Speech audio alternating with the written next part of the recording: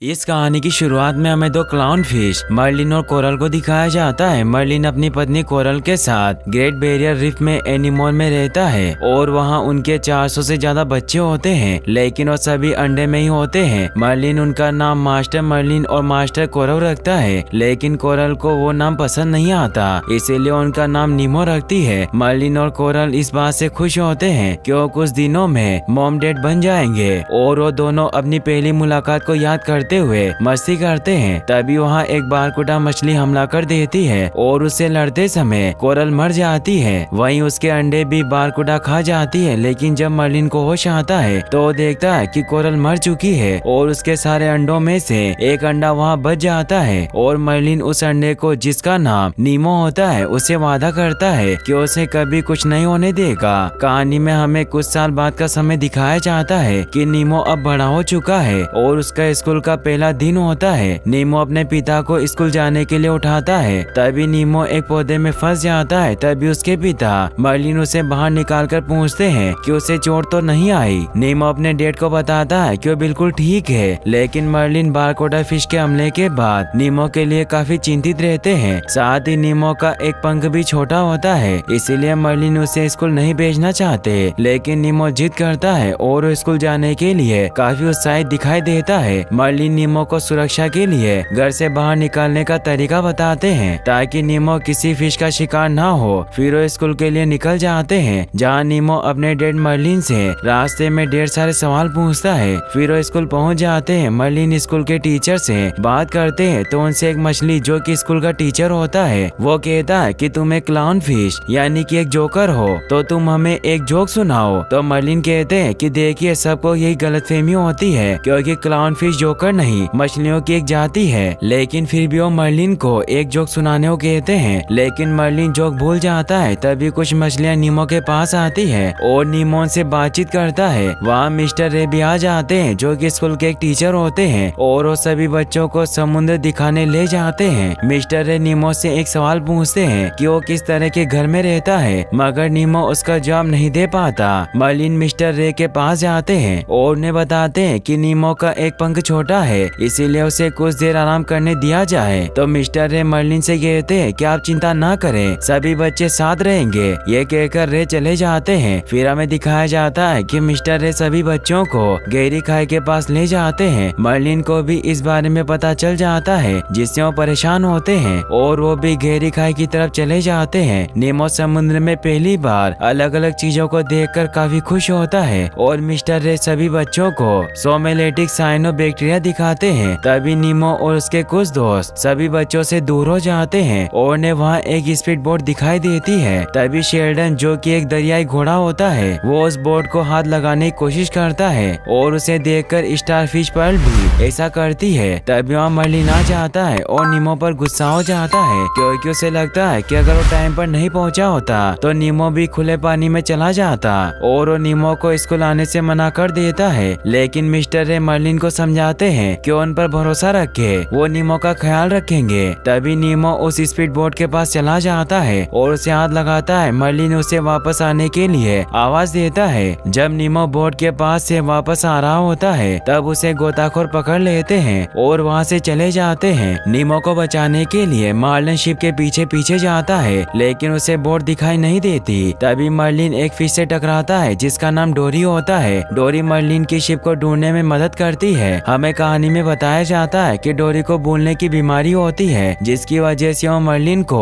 उसका पीछा करने से मना करती है। मर्लिन को कुछ समझ नहीं आता और वो उस पर बहुत गुस्सा होता है। तभी डोरी मर्लिन को बताती है कि उसकी याददाश्त कभी कभी चली जाती है। मर्लिन को लगता है कि डोरी उसका वक्त जाया कर रही है और वहाँ से जाने लगता है। तभी मर्लिन के सामने एक शार्क मछली आ जाती है, जिसका नाम ब्रूस होता है। ब्रूस दोनों से पूछता है कि तुम दोनों यहाँ अकेले में क्या कर रहे हो। तो मर्लिन बताता है कि वो दोनों यहाँ कुछ नहीं कर रहे थे। ब्रूस उन दोनों से कहता है कि तुम दोनों को मेरे कुछ फ्रेंड से मिलना होगा। तभी डोरी बोलती है कि क्या वहाँ कोई पार्टी हो रही है। ब्रूस कहता है कि हाँ, तुम सही समझी, वहाँ पार्टी होगी, और उन दोनों को अपने साथ ले जाता है, जहाँ डोरी कहती है कि क्या ये गुब्बारे हैं। ब्रूस बताता है कि उनसे दूर रहना, वो डूबे हुए बम हैं। फिर हमें दिखाया जाता है कि ब्रूस अपने दो दोस्त हेगर और जम को बुलाता है और उन्हें बताता है कि उसके साथ मेहमान आए हैं। ब्रूस और उसके दोस्त मिलकर एक शपथ दोहराते हैं कि वो मछलियों को नहीं खाएंगे और उनसे दोस्ती करेंगे। ब्रूस जम और हेगर से कहता है कि तुम्हारे दोस्त कहाँ है, तो हेगर अपने एक दोस्त मेंढक को बताता है जो कि काफी डरा हुआ होता है और वहाँ से चला जाता है, लेकिन जम अपना कोई दोस्त नहीं लाता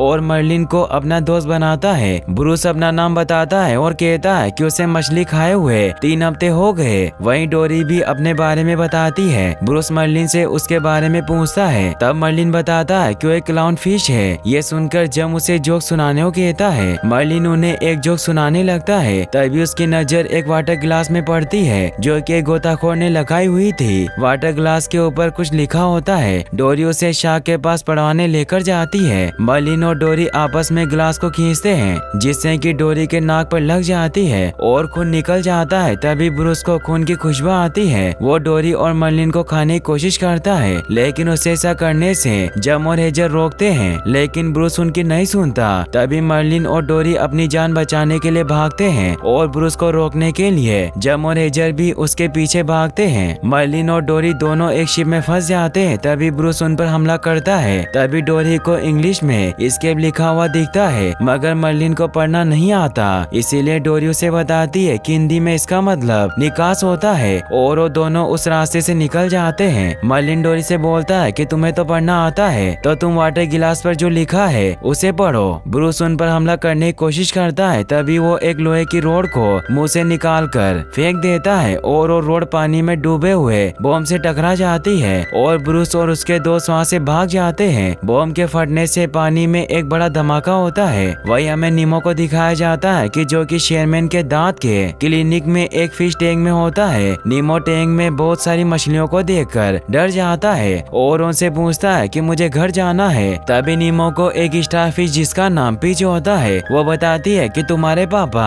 वही मछलियों की टंकियों की दुकान में होंगे। तभी सभी मछलियाँ बताती है कि वो सभी अलग अलग जगह से आई है। उनमें से एक मछली गुरगल नीमो से पूछती है कि तुम कहाँ से आए हो, तो नीमो बताता है कि वो समुद्र से आया है। तभी गुरगल जे को बुलाता है और वो नीमो के बैक्टीरिया साफ करता है। फिर डॉक्टर रुकलांडा को ऑपरेशन करते हैं और सभी टैंक की मछलियाँ ऑपरेशन को बड़ा ध्यान से देखती है। तभी पिच कहती है कि एक्सरे के हिसाब से दर्द ज्यादा होने वाला है। तभी ब्लोड और गुरगल नाम की 2 मछलियों में बहस होती है और ज्यादा गुस्सा करने की वजह से ब्लोड फूल जाता है। उसकी हवा डेब नाम की मछली निकालती है। तभी वहाँ निगेल नाम का एक डोलिकन पक्षी आता है और ऑपरेशन के बारे में पूछता है। डॉक्टर उसे देख लेते हैं और उसे वहाँ से भगा देते हैं। जब निगेल उड़कर जाता है तो एक तस्वीर उसके पंख से टकराकर नीचे गिर जाती है। डॉक्टर तस्वीर को उठाते हुए देखते हैं कि तस्वीर का शीशा टूट गया है और डॉक्टर नीमो को बताते हैं कि डार्ला मेरी भतीजी इस हफ्ते 8 साल की हो जाएगी और वो शुक्रवार को आकर तुम्हें ले जाएगी क्योंकि तुम उसका गिफ्ट हो। सभी मछलियाँ नीमो से कहती है कि डार्ला को पहले भी एक मछली को गिफ्ट में दिया गया था, लेकिन उसने उसे मार दिया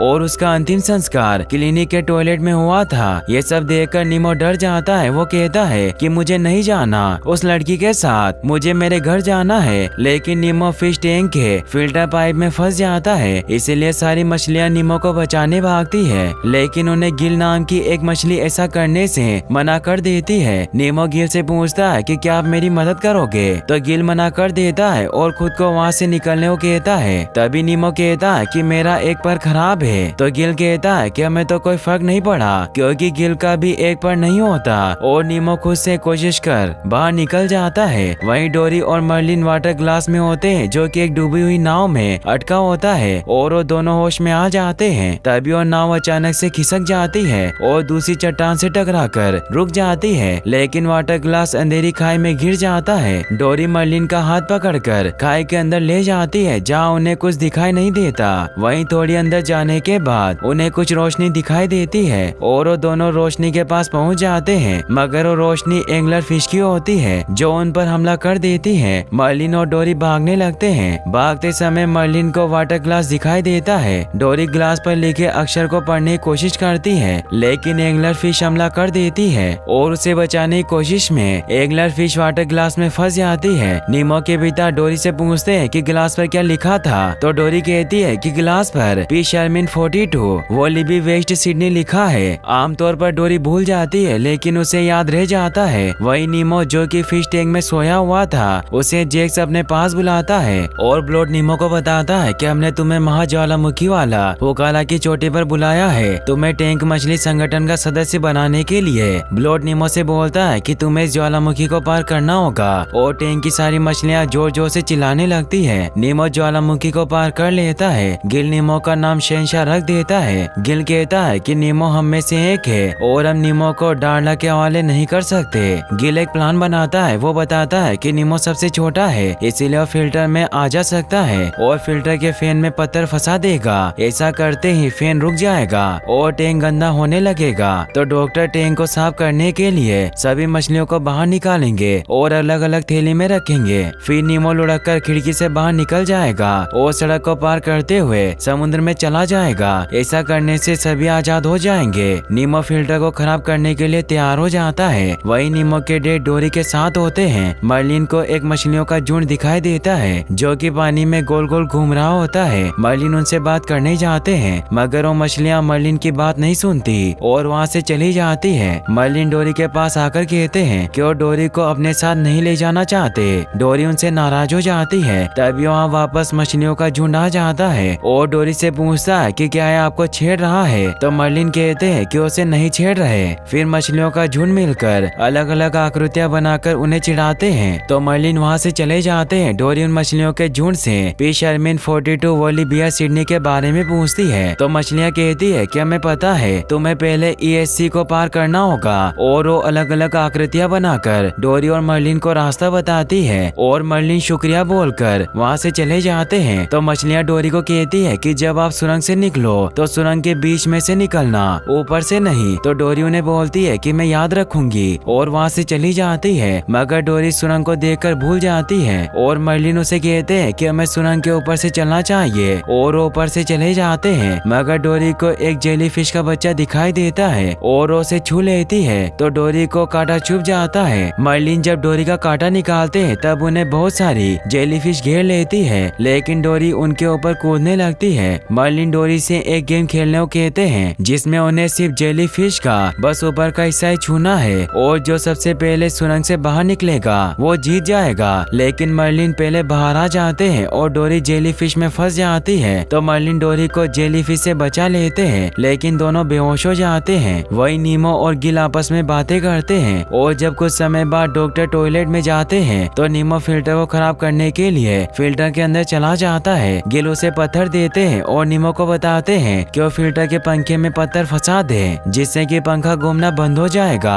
लेकिन नीमो ऐसा नहीं कर पाता। तो गिल नीमो से एक बार फिर कोशिश करने की कहते हैं। नीमो फिर से कोशिश करता है और पत्थर को फंसा देता है और ट्यूब की मदद से बाहर आने लगता है लेकिन फैन का पत्थर निकल जाता है और फिल्टर चालू हो जाता है। नीमो फिल्टर चालू होने की वजह से ट्यूब में फंस जाता है। ये देखकर गिल उसकी मदद के लिए ट्यूब में डाली फंसाते हुए नीमो को बाहर निकाल लेते हैं। वही नीमो के पिता एक कछुए के ऊपर सोए होते हैं। तभी कछुआ मर्लिन को जगह देता है और उन्हें अपना नाम क्रश बताता है। मर्लिन क्रश से कहते हैं कि उन्हें ईस्ट ऑस्ट्रेलियन करंट यानी ESC तक पहुंचना है जो कि एक समुद्री धारा होती है। क्रश कहता है कि हम सभी ESC में ही हैं। क्रश और उसके साथी धारा में तेजी से बहने लगते हैं। क्रश मर्लिन से पूछता है कि वो यहाँ क्या कर रहे हैं। तो मर्लिन बताते हैं कि उन्हें और डोरी को सिडनी पहुँचना है लेकिन डोरी मर्लिन के साथ नहीं होती। तो मर्लिन क्रश से पूछते हैं कि डोरी कहाँ है। क्रश बताते हैं कि वो नीचे है। डोरी एक कछुए के ऊपर बेहोशी की हालत में सोई होती है लेकिन जब मर्लिन डोरी के पास जाते हैं तो डोरी उठकर कछुए के बच्चों के साथ खेलने लगती है। क्रश का बेटा सनी बॉय भी वहाँ जाता है और मर्लिन से बातें करता है। वहीं डोरी के साथ बहुत सारे कछुए के बच्चे आते हैं जो कि मर्लिन के साथ खेलने लगते हैं। तो मर्लिन बताता है कि मेरे बेटे नीमो को कुछ गोताखोर उठाकर ले गए। कछुए के बच्चे ये बात सभी को बताते हैं जिससे कि पूरे समुद्र के जीव मर्लिन की बातें करते हैं कि वो कितना बहादुर है और मर्लिन की बात निगेल तक पहुंच जाती है। वही नीमो फिल्टर को न रोक पाने की वजह से काफी उदास होता है। तभी निगेल वहाँ जाता है और खिड़की से टकराता है। डॉक्टर को खिड़की के टकराने की आवाज सुनाई देती है तो विंडो खोलकर बाहर देखते हैं लेकिन उन्हें कोई दिखाई नहीं देता।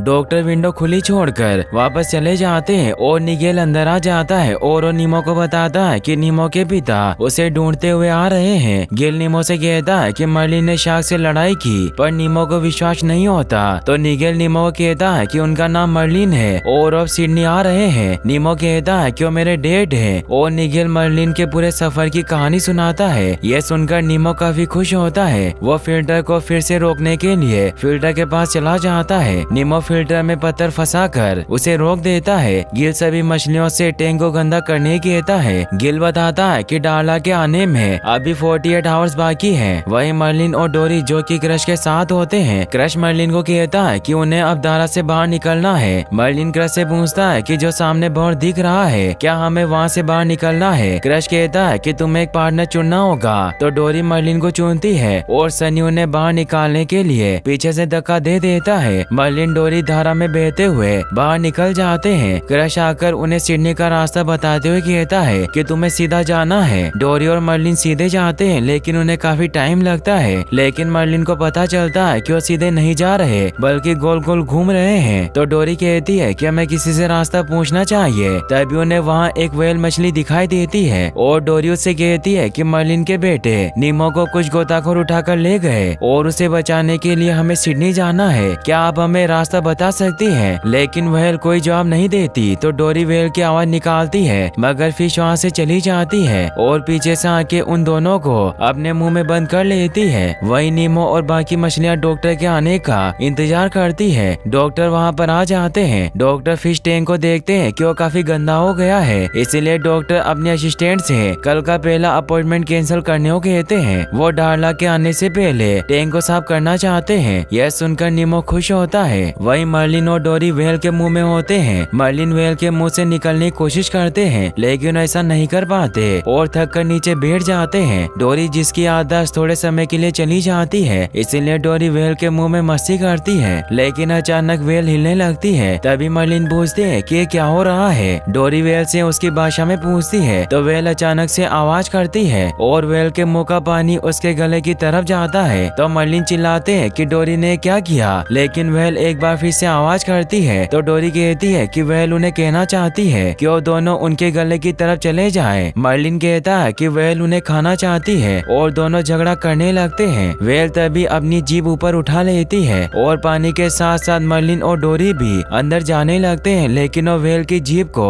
पकड़ लेते हैं। डोरी कहती है कि मैं व्हेल से पूछती हूँ कि ये सब क्या हो रहा है मगर मर्लिन को लगता है कि डोरी व्हेल की आवाज नहीं निकाल सकती। लेकिन तभी व्हेल एक बार फिर से चिल्लाती है। डोरी कहती है कि व्हेल का कहना है कि सारे बंधन छोड़ दे सब ठीक हो जाएगा। मर्लिन डोरी की बात मान लेते हैं और व्हेल की जीभ को छोड़ देते हैं जिससे वो व्हेल के गलफड़े से होते हुए बाहर हवा में उछलकर पानी में गिर जाते हैं। मर्लिन देखते हैं कि वो जिंदा है। वहीं डोरी को बहुत सारी शिप दिखाई देती है जिन पर सिडनी लिखा होता है। मर्लिन व्हेल को थैंक्स बोलते हैं और शिप को ढूंढने लगते हैं। फिर हमें दिखाया जाता है कि सुबह हो गई और फिश टैंक पूरी तरह से साफ हो गया। गिल सभी मछलियों से कहता है कि रात में डॉक्टर ने नया फिल्टर लगाया है। तो इस फिश फिल्टर का मैनुअल पढ़कर कहती है कि सेल्फ गारंटी फिल्टर है जिसकी गारंटी टैंक की मछलियों के मरने के बाद भी चलती रहेगी और ये फिल्टर टैंक की हवा और तापमान को हर 5 मिनट में स्कैन करता है। बुलोटे सुनकर फूलकर गोल हो जाता है। तभी डॉक्टर के क्लिनिक का गेट खुलता है और सभी मछलियों को लगता है कि डार्ला आई है। तो सभी मछलियां छुप जाती है लेकिन वो डार्ला नहीं थी। डॉक्टर नीमो को जाली से बाहर निकालते हैं लेकिन सभी मछलियां जाली में चली जाती है जिसकी वजह से जाली टैंक में गिर जाती है। लेकिन डॉक्टर नीमो को थैली में बाहर निकाल लेते हैं। नीमो लुढ़क कर खिड़की से बाहर जाने लगता है लेकिन डॉक्टर उसे पकड़कर ट्रे में रख देते हैं। नीमो डर जाता है। नीमो गिल से कहता है कि वो मरना नहीं चाहता।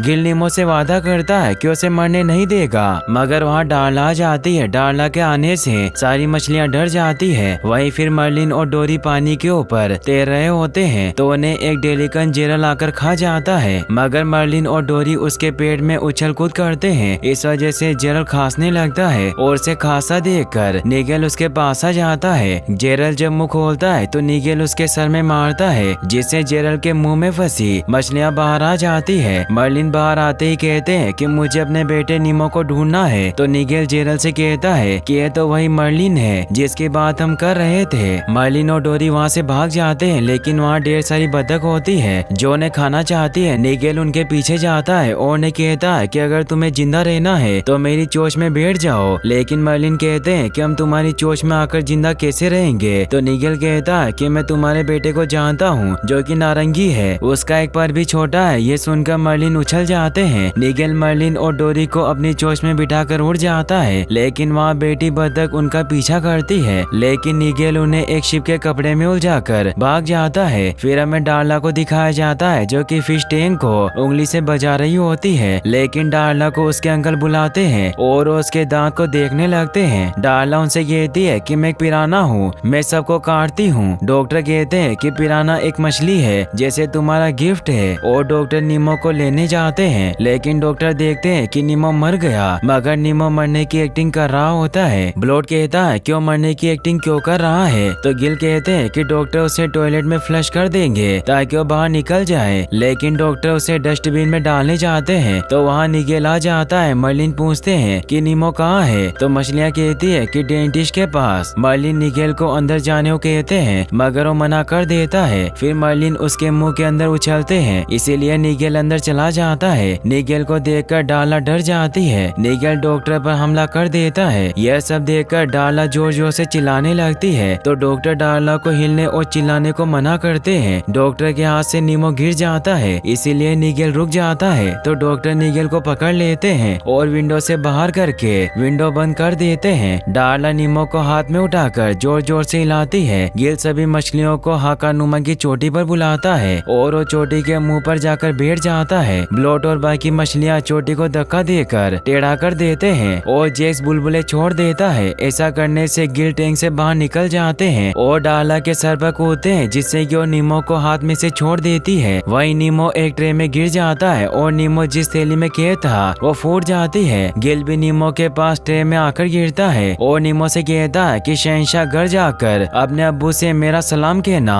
ऐसा कहकर गिल नीमो को धक्का देता है और वो टॉयलेट में गिर जाता है और फ्लश में बह जाता है, लेकिन डॉक्टर को कुछ समझ नहीं आता और वो गिल को पानी के टैंक में डाल देते हैं। नीमो फ्लश में बहता हुआ बड़े से पाइप में चला जाता है। निगेल डोरी और मर्लिन को समुद्र में छोड़ देता है और वहाँ से चला जाता है। मर्लिन डोरी को छोड़कर जाने लगता है, मगर डोरी उसे छोड़कर जाने से रोकने लगती है, लेकिन मर्लिन नहीं रुकते। वही नीमो एक पाइप से बाहर होता हुआ अपने डेट को ढूंढता है, लेकिन उसे अपने डेट दिखाई नहीं देते। लेकिन तभी नीमो की मुलाकात डोरी से होती है, जो नीमो को कहती है कि डोरी ने किसी को खो दिया है। तो नीमो कहता है कि मैं भी किसी को ढूंढ रहा हूँ, तो क्यों ना हम दोनों साथ मिलकर ढूंढे। डोरी नीमो से उसका नाम पूछती है, तो कहता है कि मेरा नाम नीमो है। नीमो डोरी से पूछता है कि हम कहाँ हैं, तो एक पाइप पर सिडनी लिखा होता है, जिसे पढ़कर डोरी को सब याद आ जाता है। डोरी नीमो कहती है कि मैं तुम्हें जानती हूँ और वो मर्लिन को भी जानती है। नीमो और डोरी दोनों मर्लिन को ढूंढने लगते हैं, लेकिन उन्हें वो नहीं मिलते,